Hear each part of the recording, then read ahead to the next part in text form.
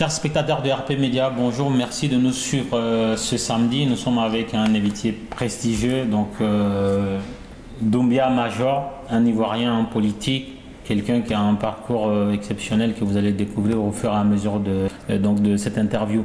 Bonjour Doumbia Major. Bonjour. Donc merci d'avoir accepté notre invitation à venir vous exprimer sur c'est moi qui vous remercie. La situation de la Côte d'Ivoire et aussi sur votre parcours. Donc vous êtes un peu ce qu'on peut appeler un melting pot ethnique, puisque vous êtes né d'un père Dioula, donc Moussa Doumbia, et d'une mère Akan, certainement Baoulé Antoinette Kouassi, et vous êtes né aussi à Gagnoa, qui est quand même le fief des BT. Donc à vous seul, vous fédérez un espoir de réconciliation en Côte d'Ivoire, si j'ose dire. Votre parcours a été émaillé de beaucoup de pas en avant et de pas en arrière.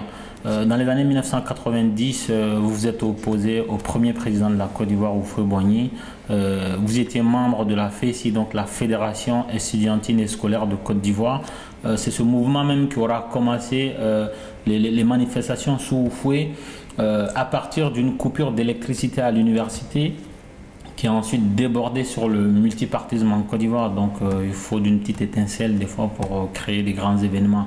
Expliquez-nous comment ça s'est passé, vous, à cette époque-là, de s'opposer quand même à Feu Houphouët-Boigny, qui était une icône non seulement pour la Côte d'Ivoire, mais pour toute l'Afrique. Je vous remercie. Il faut dire que c'est un plaisir pour moi de apporter ma pierre à, on ne va pas utiliser le terme d'émergence, mais bon, développement peut-être, voir ce média grandir, géré par des jeunes Africains, c'est tout à fait normal que je vienne discuter avec vous. En 90, le mouvement de 90, c'était un mouvement insurrectionnel qui est parti de ce que vous savez, ce qu'on appelait les vents de l'Est à l'époque, et l'Afrique s'est retrouvée confrontée à une situation où les populations avaient soif de liberté, étaient dans un élan où il fallait mettre fin à ce que nous qualifions de système de parti unique qui existait. Et donc nous, en tant que jeunes étudiants, militants associatifs, nous sommes entrés en Côte d'Ivoire dans la danse pour demander plus de liberté, parce que nous en avions marre d'être contraints de payer la carte du PDCI, qui était le parti unique à l'époque, qui avait au niveau universitaire et estudiantin une sous-section, et tous les élèves de Côte d'Ivoire étaient obligés d'être membres de fait de ce parti dans sa section universitaire et scolaire, sans même qu'on demande leur avis. Nous avons dit non, écoutez, il faut demander notre avis avant qu'on accepte de militer ou pas dans ce parti. Nous ne sommes pas sous le règne du communisme, nous voulons la liberté. Et donc, nous nous sommes engagés dans le mouvement pour le changement, parti, comme vous l'avez dit, des situations dans les cités universitaires, des conditions difficiles que vivaient les étudiants dans les cités universitaires.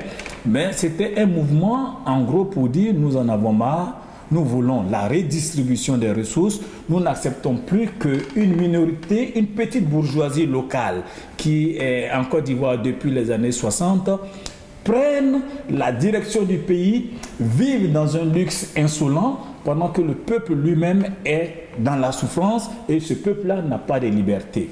Donc le combat de 90, c'était un combat pour la redistribution des ressources, c'était un combat pour plus de liberté, c'était un combat pour le multipartisme, donc la démocratie.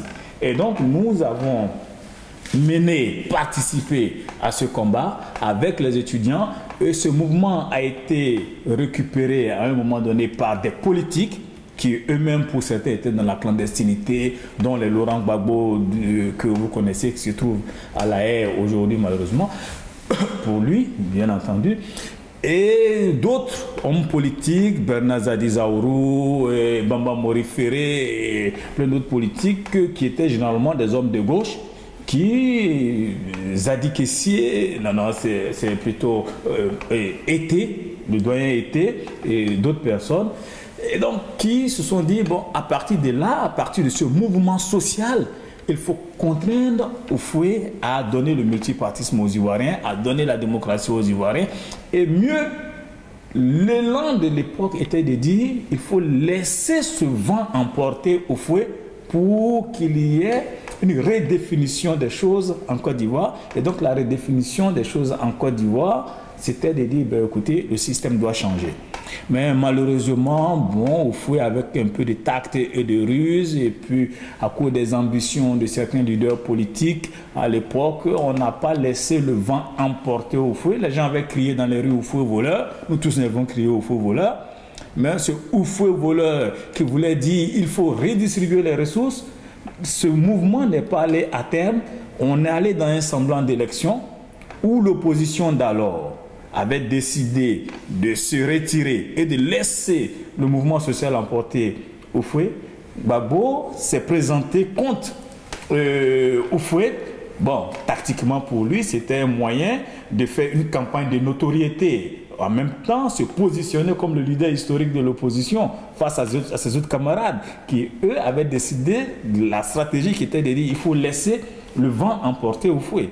Voilà, donc ce mouvement a été donc tué un peu dans l'œuf par un semblant d'élection qui, n'est-ce pas, a refroidi les choses. Mais bon, cet élan, cette volonté de changement était encore là. Les Ivoiriens le voulaient.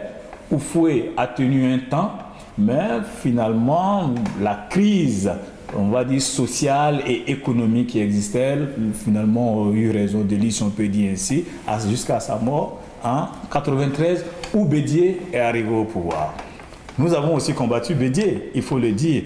Nous avons combattu Bédié, il faut le dire, parce que Bédié était la continuité du système de gestion, on va dire, clanique de la Côte d'Ivoire, par cette même bourgeoisie locale, ces fils d'eux, ces personnes qui vivaient des ressources de la nation sans véritablement travailler, sans participer à la création des richesses dans notre nation, mais qui vivaient de ces ressources-là, qui vivaient dans un luxe insolent et maintenaient le peuple dans une misère sans nom.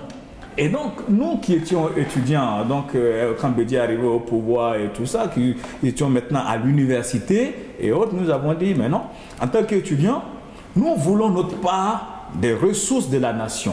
Nous voulons notre part de la distribution équitable des ressources. Et donc, qu'est-ce que nous voulons? C'est l'égalité des chances pour tous les fils de ce pays. Nous voulons qu'une partie des ressources de la nation soit utilisée pour donner l'école gratuite à nos petits frères, pour donner des livres aux enfants, pour permettre aussi aux étudiants d'avoir des bourses, et ceci sans distinction de leur origine sociale. Et donc, qu'une part considérable de nos ressources soit utilisée pour nous donner l'égalité des chances, parce que pour nous, l'école et la connaissance sont le moyen indéniable d'égalisation, un moyen d'effacement des différences au niveau social.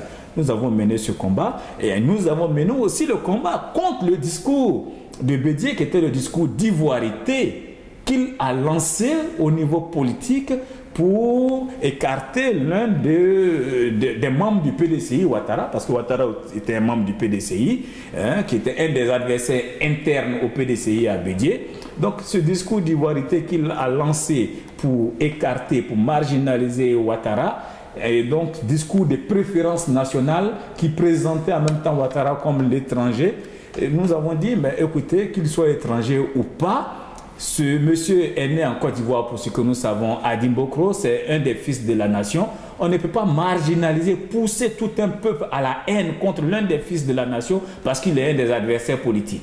Et donc nous ne sommes pas pour ce discours de division, ce discours qui fragilise notre unité nationale, indispensable pour notre développement. Nous l'avons combattu à cause de son discours, mais nous l'avons combattu aussi parce qu'il était le porte-flambeau d'un clan qui pillait les ressources de la nation. Et donc ce combat a été fait. Moi, nous avons connu des arrestations, nous avons connu des brimades, et bon, jusqu'à ce que la situation de pourrissement créée par Bédié lui-même crée les conditions d'un coup d'État, le coup d'État des Guéhi, que nous avons soutenu, parce que pour nous, Bédié n'était pas un démocrate. nous continuons de penser que quelqu'un qui manipule les populations, qui pousse les populations à la haine avec un discours identitaire ne peut pas être quelqu'un qui a une vision positive pour sa nation. Et donc, nous avons effectivement soutenu le coup d'État de 99 parce que Gueye nous avait dit qu'il venait pour remettre toutes ces choses à plat, donner, balayer la maison. Balayer la maison, c'était ses termes. Et donc, à l'arrivée de Gueye, on a vu, nous attendions à ce que tout soit mis à plat et que les politiques fassent une politique saine. On a vu qu'il a eu des ambitions lui aussi et que ces ambitions ont fait que finalement, il va reprendre le discours qu'il était venu combattre, une partie de l'ivoirité. Nous avons participé, nous, à l'écriture de la Constitution de Côte d'Ivoire en tant que membre de commissions consultatives constitutionnelles. Et on a vu ce qui s'est passé au sein de ces commissions. C'était vraiment, c'était sale. C'était du discours identitaire.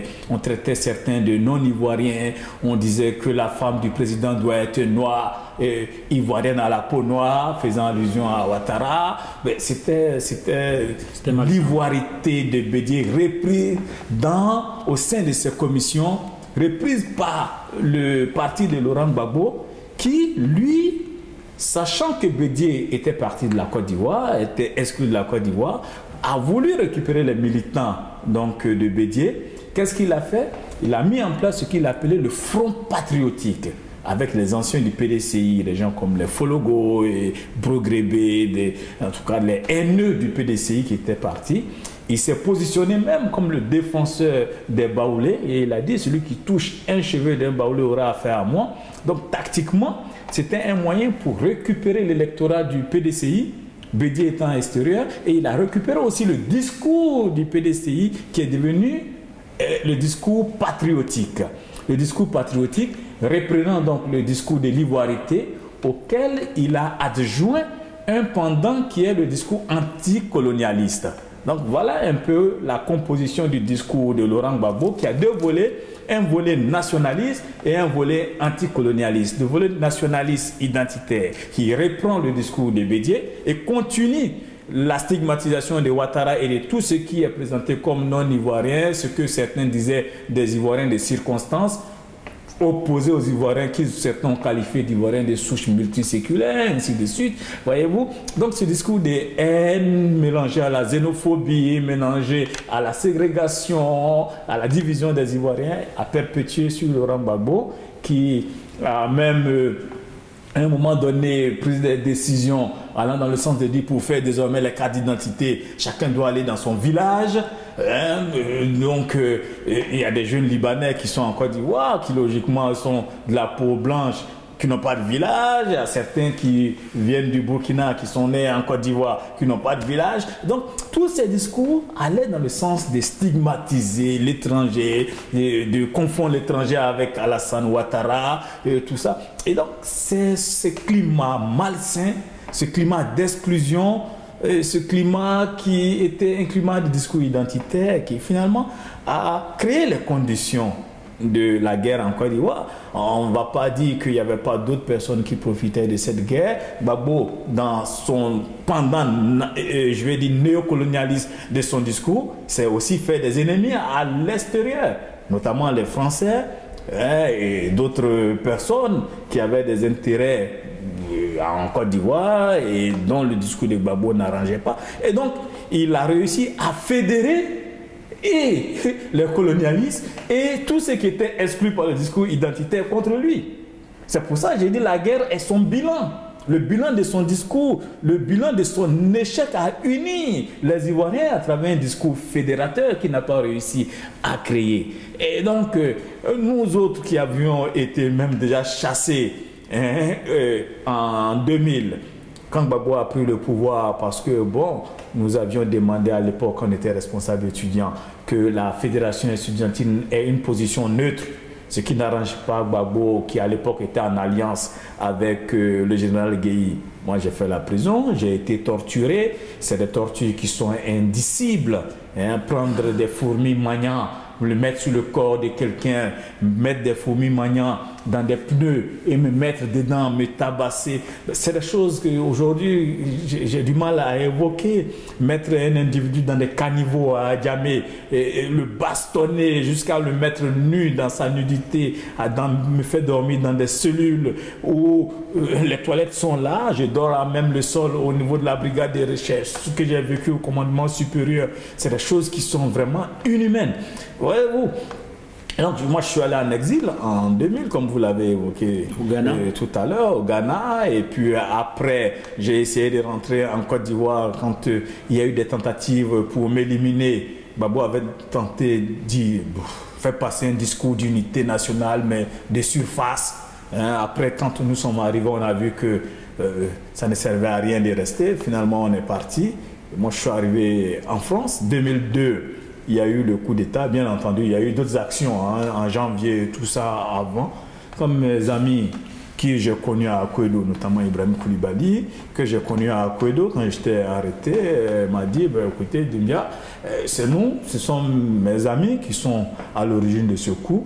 Nous voudrons que tu nous soutiennes et que tu nous apportes ton expertise pour amener le monde à comprendre que ce n'est pas un mouvement de voyous qui viennent pour voler et autres, que derrière, il y a une motivation politique qui est que nous voulons l'unité de la nation, nous voulons la redistribution des ressources. À l'époque, on appelait ça le NOP, le nouvel ordre politique et économique.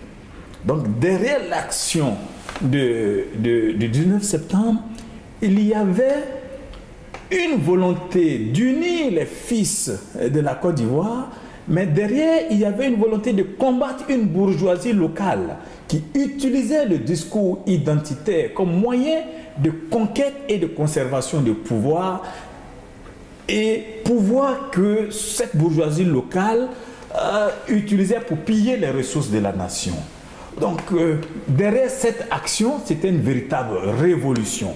Une véritable révolution, c'est pourquoi ces jeunes gens qui ont mené ce combat de 2002, et le pape même à l'époque disait que c'est la première rébellion qu'on voit où les gens ne volent pas, ils ne cassent rien et ils protègent les populations. Voilà. Et donc, c'était à la base un mouvement propre contre un système identifié qu'il fallait combattre. Donc, pas d'exaction, pas de vol et la cible étant la cible. C'est le système. Voyez-vous? Et donc, quand les camarades, je les appelle camarades parce qu'on s'est connus, on a vécu l'exil ensemble, on dit, écoutez, mets des structures pour nous aider. J'ai contacté des amis, on a mis des structures, des MPCI en France, d'autres amis, on a mis des structures en Israël, des structures au Canada et autres. On a mis en place des sites internet pour appuyer la communication.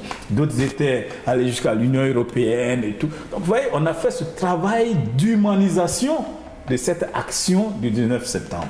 Et c'était un combat juste qui avait un substrat motivationnel clair, se battre pour la redistribution équitable des ressources, se battre pour un nouvel ordre politique et économique en Côte d'Ivoire, se battre pour qu'il y ait de la démocratie véritable. Donc derrière ça, c'était des répartis mener le combat des 90 qui avait été bloqué dans son élan.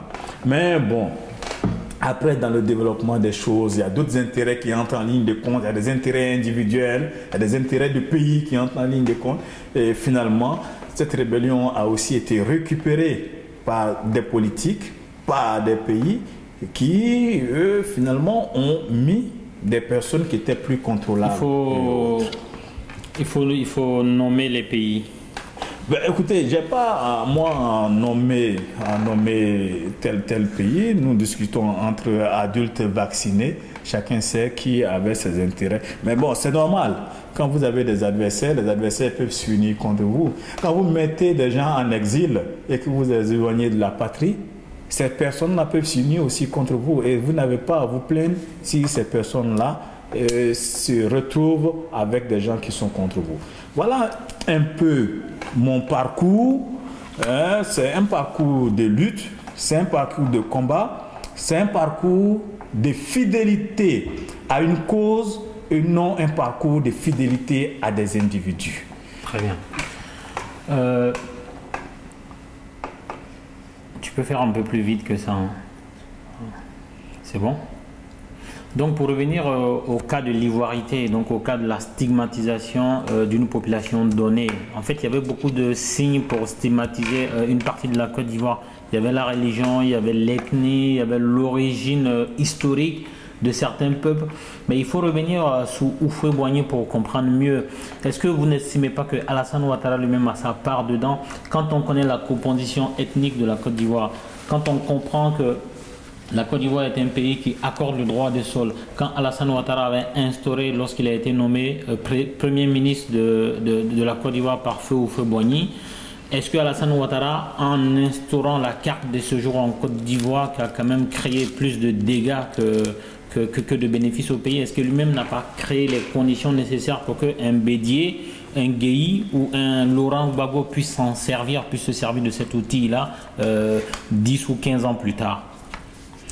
Voyez-vous, j'ai travaillé sur la question de l'ethnicité. Je travaille sur la question de l'ethnicité et vous savez, les discours qu'on tient en politique, souvent ne sont pas les discours qui sortent du néant. C'est parce qu'il y a un discours circulant déjà dans le paysage social. C'est sur ce discours souvent qu'on surfe, c'est ce discours qu'on renforce, souvent on fait écho d'un discours qui est déjà existant. Et ce discours existait avant même que Bédié ne l'utilise, qu'il ne le renforce. Il existait sous Houphouët déjà. Parce qu'en Côte d'Ivoire, sous Houphouët-Boigny, il y a eu des pogroms.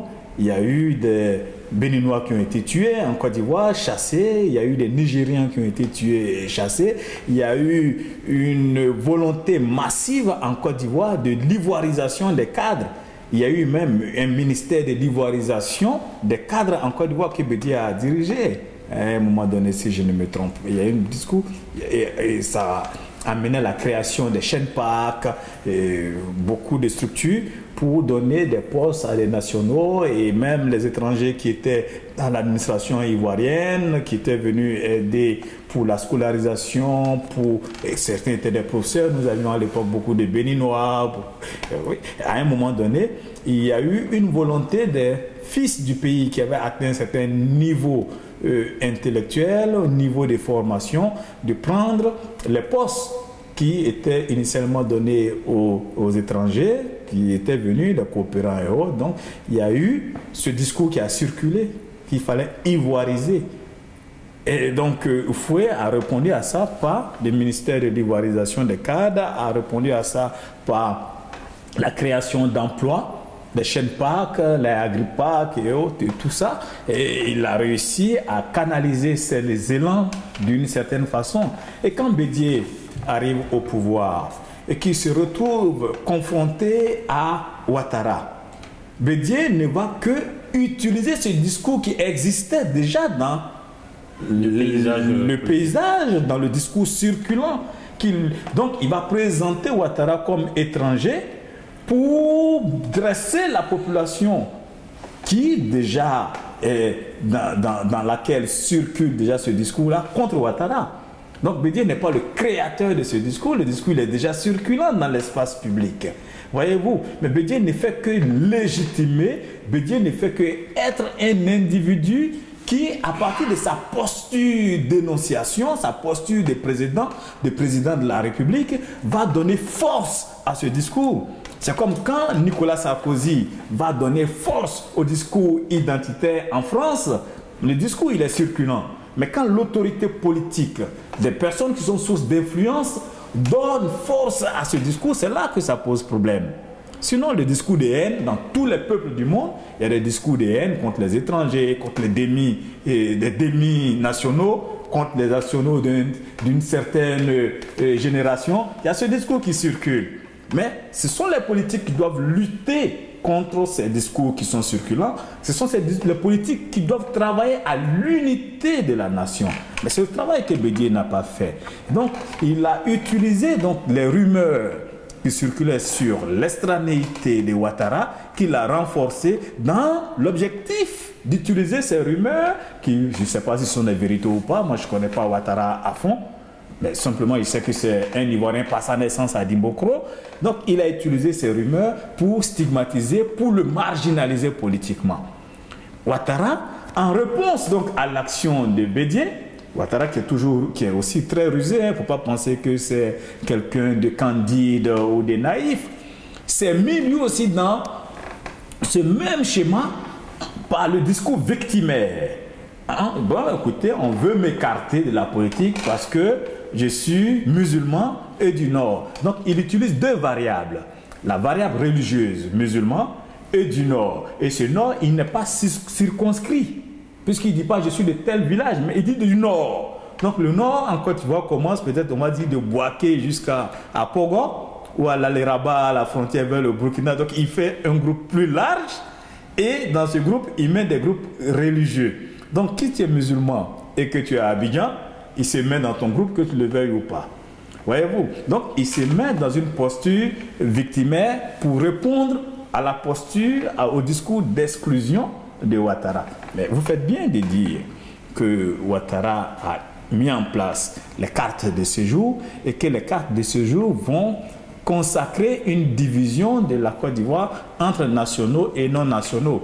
Mais je pense que c'est véritablement pas ça le vrai problème. On peut mettre en place une carte de séjour. J'ai précisé que vu le mode de peuplement de la Côte d'Ivoire c'est un pays récent.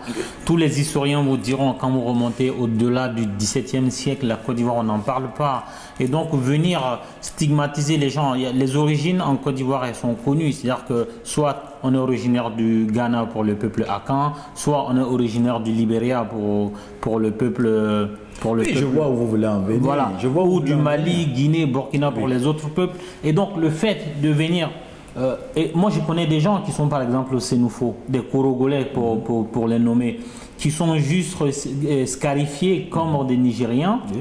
Ces gens, on les a ramassés dans ce que j'appelle des rafles. On leur a fait prendre des cartes de séjour alors que ce sont des Ivoiriens. Oui, c'est vrai ce que vous dites. Il y a ce que j'appellerais des abus de la police. Hein, ce sont des abus, c'est l'autorité politique qui doit travailler à l'unité, comme je vous l'ai dit tout à l'heure. C'est l'autorité politique qui doit prendre des mesures contre l'exclusion. Ça doit venir de l'autorité politique. Si ce n'est pas fait, c'est des choses à condamner. Mettre en place des titres de séjour, des cartes de séjour dans un pays, ou identifier pour savoir qui est national, qui n'est pas national dans un pays, à la base, c'est une bonne chose. Parce qu'on ne peut pas vivre dans un pays sans se compter. Parce que toutes les politiques, que ce soit sociales, de redistribution ou toutes sortes de politiques, c'est basé d'abord sur l'identification. L'identification des gens. Il y a une contradiction dans ce que vous êtes en train de dire pour justifier ça. Parce que déjà en Côte d'Ivoire, on faisait payer, comme vous l'avez dit au début de votre présentation, on faisait payer la carte du PDCI à tout le monde. Y compris les étrangers. Y compris les étrangers. Oui, ce sont des contradictions, ce sont des aberrations. Mais ce que je veux dire, quand Ouattara arrive et qu'il met en place la carte de séjour, l'objectif, on va dire c'est un objectif de raquette des étrangers. Bien sûr. À un moment donné pour renflouer les caisses de l'État qui sont vides quand il arrive au pouvoir, parce qu'il arrive dans une crise véritablement économique. Donc c'est une solution, entre autres, c'est un impôt de l'étranger qu'il met en place. Et cet impôt de l'étranger va pousser souvent certains policiers aussi qui en profitent pour faire du racket à serrer M. X dans le coin de la rue pour lui dire ben, écoutez, au lieu de payer 5 000, tu me donnes 1000 francs et on règle l'affaire comme ça. Donc ça, finalement, ça va stigmatiser une partie de la population. Non, mais au-delà de ça, M. Doumbia, ce que je suis en train de dire, c'est que certains Ivoiriens ont été taxés par la police, c'est-à-dire que... Et ça, c'est pour que j'ai appelé des abus. Donc la dérive, ce n'est même pas des dérives par rapport à l'application de la loi sur la carte de séjour. C'est que certains Ivoiriens, en fait, là où je veux vous amener, c'est que Alassane Ouattara a lancé l'idée d'une stigmatisation du peuple vivant en Côte d'Ivoire, en Ivoirien et non Ivoirien, sans réellement maîtriser les limites de son outil. Pas mesuré. Est-ce que le bâton, ma question c'est, est-ce que le bâton ne s'est pas retourné contre lui-même? Bon, vous me direz que le bâton s'est retourné contre lui-même, mais ce que je vous ai amené à comprendre, c'est que ce bâton, il existait même avant Ouattara et même avant Bédié, il était déjà dans le discours circulant. Ouattara, c'est le premier ministre de la Côte d'Ivoire, c'est la première personne à avoir mis sur papier cette application-là, donc ce n'est pas rien. Oui, il a une part de responsabilité. Il a une part de responsabilité pour avoir mis en place cette carte de séjour dont il n'a pas contrôlé le suivi et l'application sur le terrain. Il a une part de responsabilité pour avoir mis en place un discours victimaire qui englobait ce que lui il a appelé les Ivoiriens du Nord, et les musulmans dans un conflit qu'il avait personnel avec Bédié, qui lui aussi a utilisé une stratégie d'exclusion qui était de tenir un discours de préférence nationale tout en présentant Ouattara concomitamment, je veux dire, comme un étranger. Donc, c'était des techniques de communication publicitaire à la limite. Je vous présente tel produit, ce produit, il est bon. Donc, si ce produit, il est aimé par Michael Jackson, si vous aimez Michael Jackson, vous prenez le produit. Je vous présente l'ivoirité. L'ivoirité, il est bon. Si quelqu'un ne s'inscrit pas dans l'ivoirité, si vous adhérez à l'ivoirité, alors vous excluez l'ivoirité. Mais est-ce que dans tout ce qui englobe l'ivoirité, vous estimez que Ouattara est une victime ou un élément du puzzle? Ouattara est une victime de l'ivoirité, mais Ouattara, en même temps, est un élément qui a refusé d'être la victime en se mettant dans un groupe plus large qu'il utilise lui aussi pour combattre. Donc il a utilisé l'ivoirité à son avantage. Mais c'est le pendant. C'est le pendant, c'est l'autre versant de la pièce de l'ivoirité. Ben, écoutez, je vous combats, je vous dis, ben, écoutez, monsieur, vous n'êtes pas français. Ok, vous n'êtes pas français parce que vous êtes d'origine africaine. Et qu'est-ce que vous faites? Vous vous dites, bon, ok, moi, on me combat parce que je suis d'origine africaine. Je rassemble tous les Français d'origine africaine, les Maghrébins et tout ça, avec moi contre celui qui est français. Donc, on fait de la guerre par le discours. Et après le discours, nous arrivons sur le terrain des combats. Très bien, on va revenir encore à vous. Donc, vous étiez au Ghana, vous êtes revenu en Côte d'Ivoire, je crois, en 2000 ou 2002 parce que le président Laurent Gbagbo à l'époque avait dit on va faire l'unité nationale, que tous ceux qui sont dehors viennent. Je crois que vous êtes rentré en Côte d'Ivoire par la pirogue et vous vous êtes rendu compte que c'est toujours chaud et vous êtes reparti. Je crois que vous êtes passé par le Burkina, le Mali et vous vous êtes retrouvé en France. Tout à fait. Et une fois en France, IB que vous avez croisé à Kouedo en prison vous dit oui, la rébellion qui sévit à Bouaké, c'est nous. Rejoignez-nous, vous les rejoignez et après vous vous rendez compte que c'est pas exactement ce que vous pensez. Donc quelle a été votre attitude déjà quand vous êtes arrivé? Quelle a été votre contribution dans la vulgarisation positive de cette rébellion là? Et ensuite quand vous vous êtes rendu compte que c'est pas exactement ce à quoi vous aspirez, quelle a été votre réaction?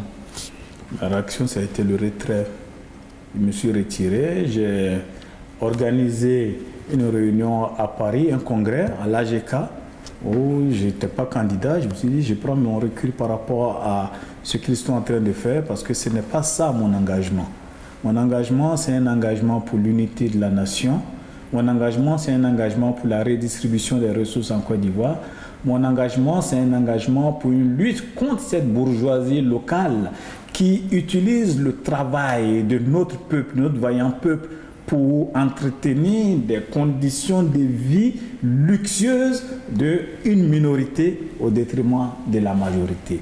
Mon combat, c'est un combat pour que les ressources de la Côte d'Ivoire, les ressources qui appartiennent à tous les fils et filles de ce pays-là, puissent être utilisées pour générer le développement, pour générer ce qu'on appelle, on va dire, la mise en place d'une solidarité nationale. Et tant que cela n'est pas fait, tant que je vois que les camarades avec lesquels je me suis engagé à partir d'une promesse qui était une promesse de changement sont devenus des casseurs de banques, sont devenus des gens qui volent les deniers publics, sont devenus des gens qui utilisent le café et le cacao des paysans pour s'enrichir eux-mêmes, qui ne peuvent pas construire un seul pont dans une zone 60% du territoire qu'ils contrôlent.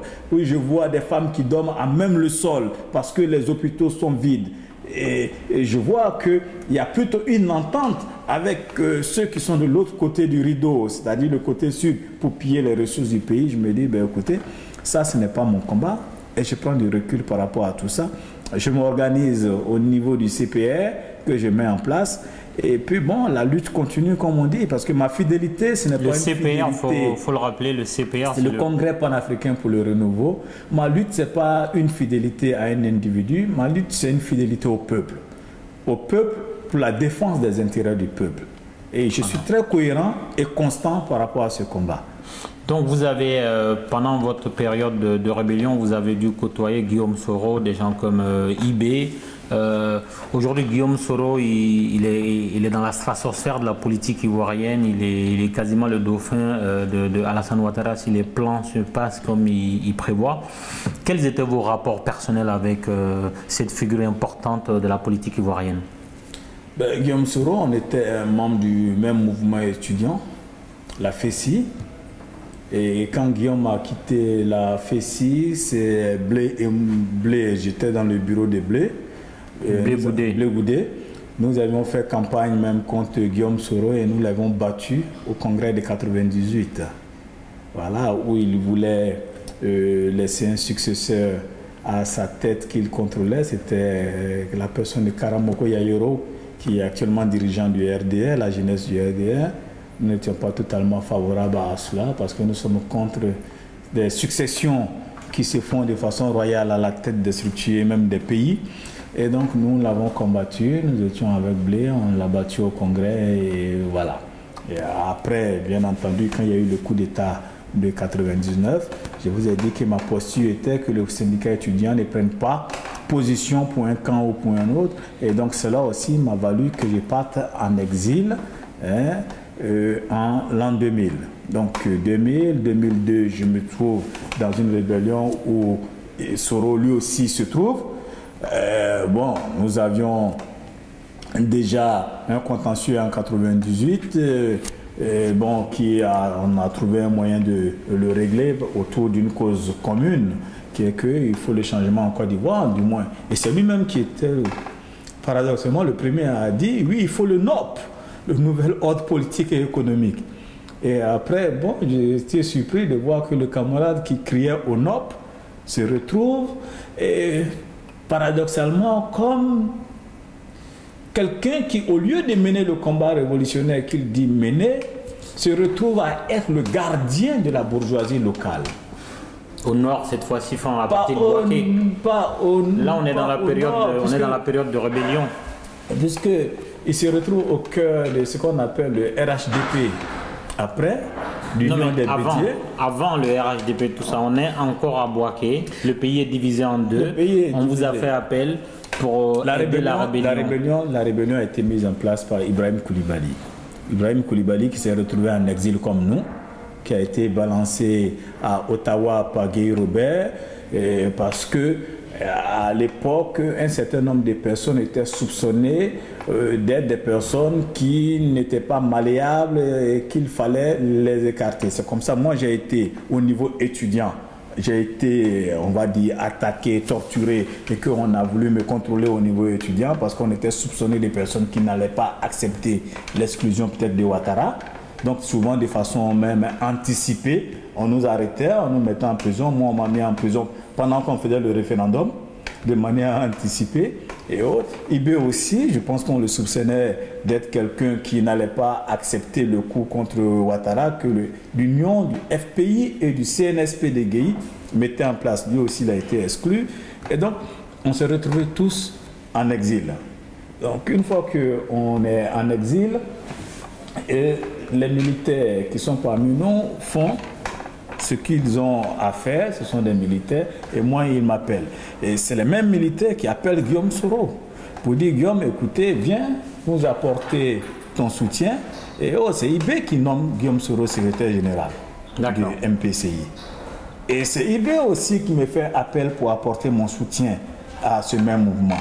Donc, quelles que soient nos petites divergences passées, mais au moins on s'est mis d'accord. Je ne viens pas pour Ibé. Non, mais façon de parler. Moi je ne viens jamais pour quelqu'un. Non, vous venez parce je viens parce qu'on estime qu'il y a une cause à défendre.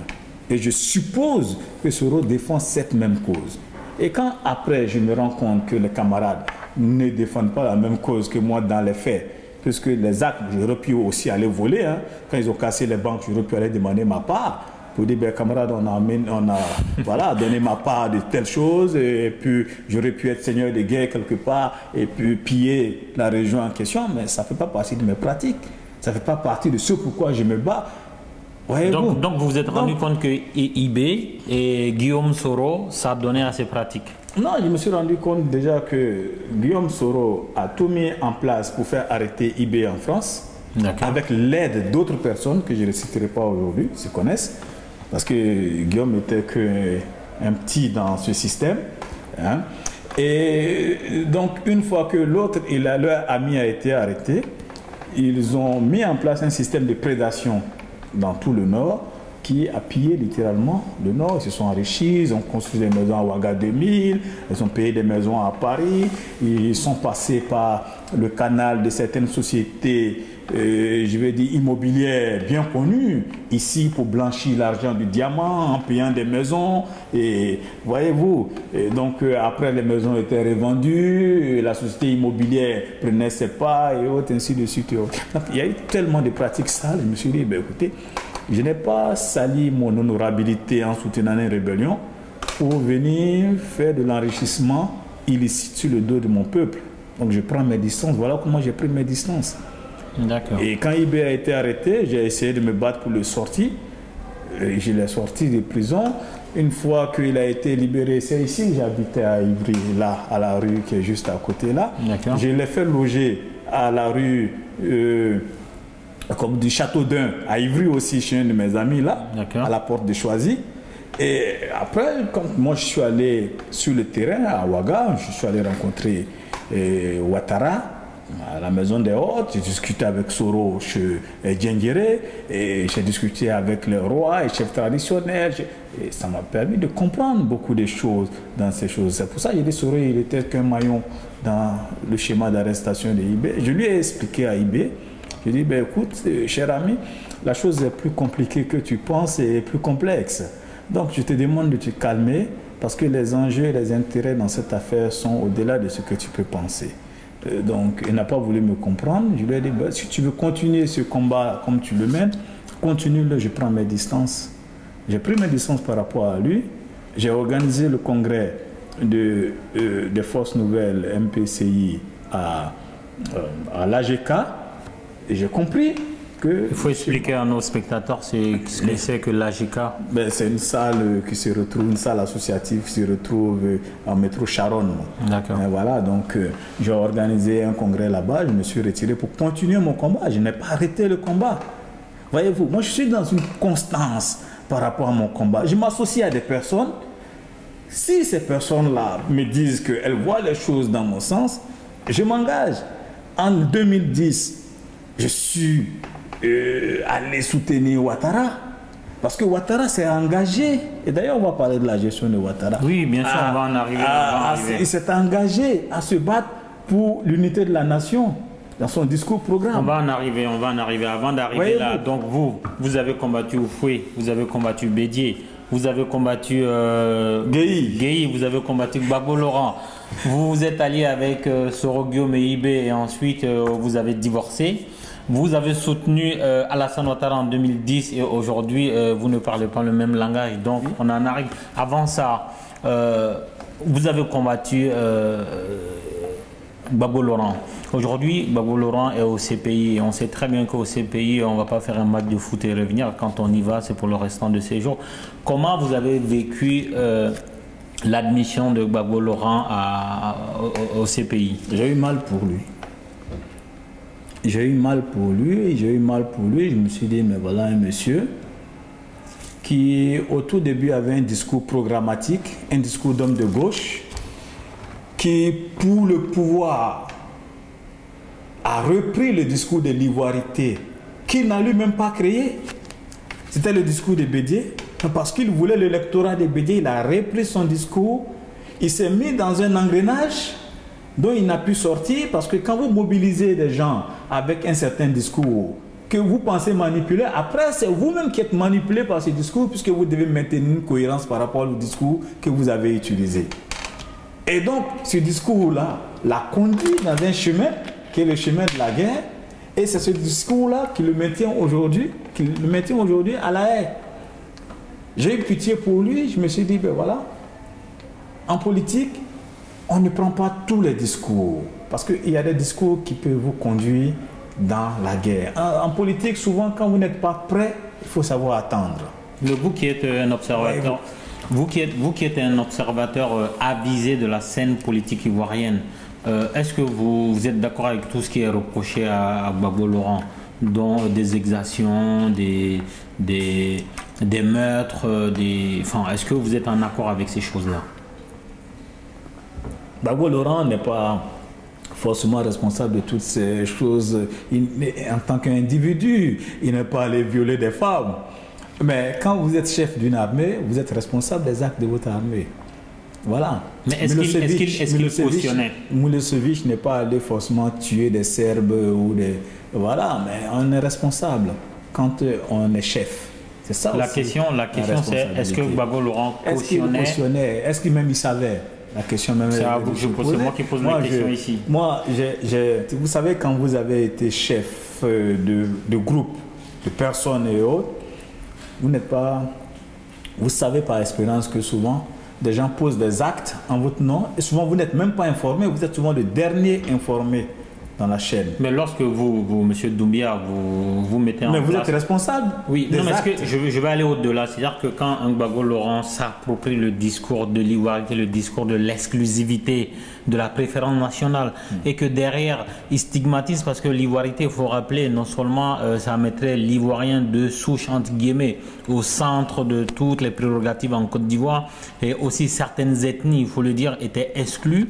Quand on s'approprie ce genre de discours, et que dans les faits, l'armée ou la police s'adonne à certaines exactions, est-ce qu'on a assumé quelque chose? Est-ce qu'on a produit quelque chose? Est-ce qu'on peut être étranger à ce qui s'est passé? C'est ça la vraie question. Ben, la vraie question, vous avez répondu, on est responsable de son discours. Même si Gbagbo, c'est une personnalité paradoxale. Gbagbo, personnellement, je ne pense pas que Gbagbo soit raciste. Et ça, chaque fois, je l'ai toujours dit, je ne crois pas que Gbagbo soit un xénophobe. Je n'y crois pas du tout. Vous pensez qu'il utilisait la xénophobie pour arriver à ses fins? Il a utilisé le discours de l'ivoirité à des fins politiques parce qu'il y avait des gens qui étaient déjà galvanisés avec ce discours, chauffés déjà à blanc. Il avait besoin de cette population. Mais dans les faits, Gbagbo n'est pas raciste. Et quand vous voyez sa vie, moi je l'ai combattu, Gbagbo. Mais il faut être sincère, il faut être honnête. Quand vous voyez la vie de Gbagbo, ce n'est pas la vie d'un raciste. Gbagbo s'est marié en France ici avec une blanche. Il a eu un enfant métis qui est de ma génération. On a fait la psycho ensemble, Michel. Gbagbo, sa seconde femme, mariée traditionnellement avec elle, c'est une femme du Nord, Bamba, Nadi Bamba. Gbagbo a été celui qui a supprimé la carte de séjour en Côte d'Ivoire. Gbagbo est celui qui recevait la communauté burkinabé au palais de la présidence en Côte d'Ivoire. Donc, Gbagbo, il a grandi à Gagnoua avec qui? C'était le Yacouba Silla. Et ses meilleurs amis d'enfance, c'était des jeunes Djoula. Même son chauffeur, je pense, je connais dans un quartier, c'était des Nigérians, des gens du Niger, on les appelle, c'est Nigériens. Voilà, Adissa, une dame que je connais, dont les enfants étaient des chauffeurs de Gbagbo. Donc, ce n'est pas quelqu'un qui, dans sa vie de tous les jours, qui est xénophobe ou qui est raciste. Non. Mais il avait besoin, de la même manière, Bédié a utilisé le discours tribal, le discours identitaire dans son schéma d'isolement, de marginalisation de Ouattara. De la même manière, Ouattara a utilisé le discours victimaire, tribal aussi et religieux dans sa conquête du pouvoir. C'est de la même manière que Gbagbo a utilisé le discours identitaire pour enfoncer conquérir un pouvoir. Pour enfoncer le clou par rapport à, justement à ce discours d'ivoirité et tout, le RDR, Rassemblement des Républicains, donc le parti d'Alassane Ouattara, n'a pas été créé par Alassane Ouattara. Ça a été créé par deux dissidents du PDCI-RDA. Il faut rappeler qu'il était le parti unique en Côte d'Ivoire. Il y a peut-être un seul vrai parti, un seul vrai grand parti en Côte d'Ivoire qui n'est pas dissident du PDC-RDA, c'est le FPI. Tous les autres partis sont des miettes du PDCI. Et donc, après la mort d'Houphouët-Boigny, lorsque certains ne s'entendaient plus avec la direction que Bédié avait donnée au PDCI, donc une personne comme Henriette Dagri Diabaté et une autre personne comme Jenny Kobena, ces deux se sont mis ensemble, ils ont créé le RDR. Plusieurs années après la création du RDR, Alassane Ouattara, il n'y avait pas de trace d'Alassane Ouattara au RDR.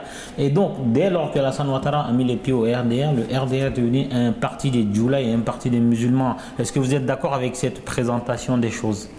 Il faut dire que, effectivement, le RDR naît de la dissidence du PDCI par un courant qu'on appelait à l'époque le courant des rénovateurs. C'était des jeunes qui voulaient avoir la parole à l'intérieur du PDCI, qui ont été exclus par Bédié, qui a un élan un peu dictatorial à l'intérieur du parti. Et donc, ils ont mis en place leur courant. Et ce courant-là, c'est Jenny qui l'a mis en place. Voilà, qui a été traité, qualifié de Ghanéen. De Ghanéen.